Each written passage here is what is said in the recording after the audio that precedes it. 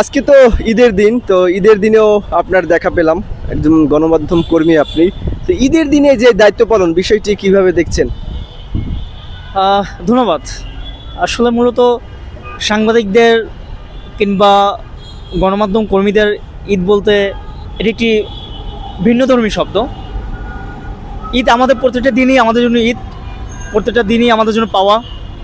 আসলে ঈদগুলো হচ্ছে আমাদের এমন, আমরা কর্মক্ষেত্রে কাজ করি যেখানে সরে যাওয়ার সুযোগ নেই বা ফ্যামিলিকে সময় দেওয়ার এই জায়গাগুলো যে সুযোগ নেই।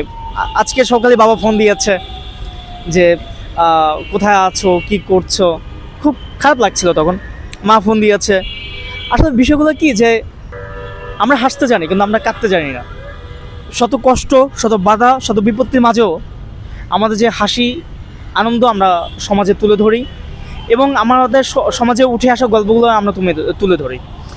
সমাজের অসঙ্গতি, সমাজের দুঃখ, কষ্ট, বেদনা, দিন শেষে আমাদের যে দুঃখ কষ্ট যে বেদনাগুলো আছে সেগুলো চাপা পড়ে যায়। যেমন আজকে যে দিনটি একটি বিশেষ দিন, বিশেষ করে আমাদের মুসলমান হিসেবে বিশেষ দিন।